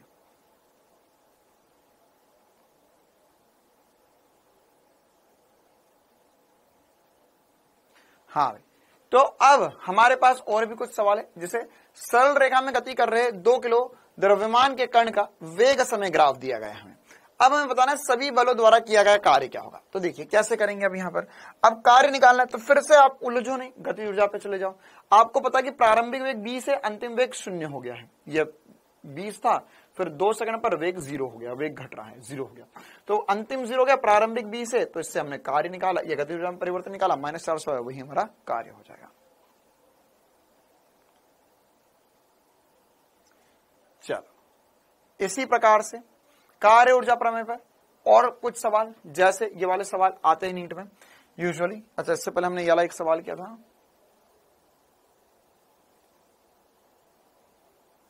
ठीक है, ये वाला मतलब एक ही सवाल है, ये स्प्रिंग वाला जो सवाल है, ऊपर वाला नीचे वाला एक ही है, आप जो चाहो वाला हम पहले कर सकते हैं, क्योंकि दोनों सवाल एक ही प्रकार के सवाल है। तो क्वेश्चन में क्या बोला जाता है, क्वेश्चन में बोला जाता है कि 16 किलो द्रव्यमान का एक ब्लॉक घर्षण रहित तल पर 4 मीटर पर सेकंड के वेग से गति कर रहा है।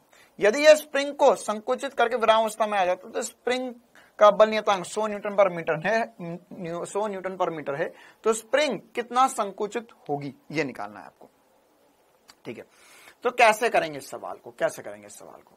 हम बोल सकते हैं कि यार अगर मेरे पास ये ब्लॉक था, इसका द्रव्यमान था, ये स्प्रिंग थी, ये चल रहा था, जाके स्प्रिंग में टकरा गया, तो ये जैसे ही टकराएगा तो यह इसके पास पहले गति हो जाती है, ये यहाँ पे जाके टकराएगा, टकरा कर इसका अंतिम वेग 0 हो जाएगा। तो अब जो कार्य है वह गति ऊर्जा में परिवर्तन के बराबर होना चाहिए। तो यहां पर ये जब स्प्रिंग को दबाएगा तो एक ही चीज कार्य करेगी, इस पे स्प्रिंग बल लगाएगी और कोई बल लगाने को तैयार नहीं है जो उसे रोक रहा है। तो एक्चुअल में स्प्रिंग ही इसे रोक रहा है। तो आप चाहो तो ऐसा सीधे सीधे एसपी स्टार वगैरह मैंने इसके आगे वाले समय में सिखाया था, आपको फिर से बताऊंगा भी कि डायरेक्ट ऐसा सोचो यार कि इसके पास अभी कौन सी ऊर्जा है, गति ऊर्जा कितनी है, हाफ mv²। वो पूरी की पूरी किसको दे दी इसने, स्प्रिंग को दे दी। स्प्रिंग में ऊर्जा कैसे जाती है, हाफ kx² के रूप में। तो आप सीधे देख सकते हो कि हाफ kx² बराबर होगा हाफ mv² के। या ये बीच के स्टेप्स क्या है, कार्य जो होगा वो अब इसमें सोचना पड़ेगा कि नेगेटिव होगा पॉजिटिव होगा, क्या कैसे होगा सर, ये जाके दबाएगा सर, बिल्कुल। तो यहां पर स्प्रिंग इसमें विपरीत दिशा में बल लगाएगी, ये आगे जा रहा है, तो स्प्रिंग का कार्य माइनस में होता है हमेशा, हमें पता भी वैसे। हाफ m फाइनल वेग 0 होगा, प्रारंभिक वेग u का स्क्वायर है। तो उसी को सॉल्व किया तो ये हो गया, ये माइनस हाफ kx² बराबर होगा माइनस हाफ mu² के, माइनस माइनस कट गया तो यह kx² बराबर होगा mu² के। ठीक है, तो यहां से हमने सारी वैल्यू उठा के रखी, x की वैल्यू होगी। ये एक इंपॉर्टेंट प्रकार का सवाल है जो हमें पता होना चाहिए। इसके अलावा और भी कुछ छुटकु से सवाल होमवर्क में दिए थे मैंने, ये वाले इनको अगली क्लास में डिस्कस किया था मैंने। अच्छा, वायु के घर्षण वाला सवाल करवा देता हूं। एक बच्ची बोल रही थी कि सर वायु घर्षण वाला सवाल करवा दीजिए आप एक बार। देखिए ये वाला सवाल क्या है, ये सवाल भी एक इंपॉर्टेंट सवाल है। क्या बोला गया है क्वेश्चन में बोला गया है कि 0.5 किलो द्रव्यमान की एक गेंद को प्रारंभिक चाल 14 मीटर पर सेकंड से ऊपर की ओर फेंका जाता है। यह अधिकतम ऊंचाई 8 मीटर तक पहुंचती है। ऊपर जाने के दौरान गेंद पर आरोपित वायु प्रतिरोध के विरुद्ध व्यतीत ऊर्जा कितनी होगी, है ना। जब बॉल ऊपर जा रही है तो वायु के विरुद्ध किया गया कार्य या उसमें व्यतीत ऊर्जा क्या होगी, कैसे निकालेंगे, यह कैसे करेंगे हम यहाँ पर। देखो तो क्या होगा, जैसे ही हम यहाँ पर एक गेंद को ऊपर की तरफ फेंकेंगे तो गेंद ऊपर जाएगी ऊपर जाएगी ऊपर जाएगी। तो जब गेंद ऊपर जा रही तो इस पे वायु का घर्षण भी नीचे लग रहा है, mg का बल भी नीचे लग रहा है, mg का बल भी नीचे लग रहा है। तो यहां पर कार्य जो होता है गति ऊर्जा में परिवर्तन के बराबर होता है। अब दो लोग कार्य कर रहे हैं, दोनों का कार्य नेगेटिव होगा, घर्षण का कार्य और mg का कार्य। गति ऊर्जा में परिवर्तन रुकेगी ऊपर जाके, अंतिम वेग 0 होगा, प्रारंभिक वेग u है, तो ये हो जाएगा माइनस घर्षण का कार्य माइनस गुरुत्वाकर्षण का कार्य mgh होता है और ये जगह माइनस हाफ mu²। सारे माइनस माइनस कट जाएंगे, वैल्यूज उठा के रखिए, आंसर आ जाएगा। तो यहां पर घर्षण का कार्य निकालना है, प्लस mgh बराबर होता है हाफ mu² के, ये इस तरफ आ जाएगा। तो हाफ mu² माइनस mgh करके सॉल्व किया मैंने। क्लियर है मामला। तो यह सारी कहानी हमें पता होनी चाहिए। चलिए, तो कितने लेक्चर डिस्कस हो गए हमारे, 8 मतलब हमारे साथ 8 लेक्चर है इसमें टोटल, 8 क्लासेस है, 8 या 9 क्लासेस है, उसमें से हमने अब 4 क्लासेस डिस्कस कर लिए। चलिए अभी मैं इतना ही रखूंगा, क्योंकि बात यह है कि अगर मैं पूरा अभी ही करवा दूंगा तो 1 2 3 4 क्लासेस और बची। आखिरी वाले में तो हमने क्वेश्चन प्रैक्टिस ही करे थे ज्यादातर। तो आने वाली जो 4 क्लासेस है वो मैं आपको अब बुधवार के दिन बताऊंगा, है ना। हाँ 9 क्लासेस, क्योंकि एक क्लास में तो वैसे क्वेश्चन डिस्कशन ही था हमारा ज्यादातर। तो वह इसलिए किया जा रहा है क्योंकि जितने बच्चों की क्लासेस छुट्टी हुई थी वो एक बार समय निकालो, ये जो 4 क्लासेस मैंने पढ़ा दिए इनको अच्छे से रिवाइज करो, इनके अच्छे से क्वेश्चंस लगाओ, और बाकी आने वाली क्लासेस में आपको अगले वीक में करवाऊंगा। ठीक है, चलिए तो जितना मैंने अभी बता दिया आपको एक बार रिवाइज करना है सभी को। हम अभी 7:30 बजे वाली क्लास में भी मिलेंगे, हमारी नॉर्मल क्लास में भी, है ना, जिसमें आज हमें चैप्टर खत्म करना विद्युत द्विध्रुव पढ़कर। जो जितना पढ़ा एक बार रिवाइज कर लेना। मिलते हैं हम आने वाले समय में। Thank you, tata, bye bye.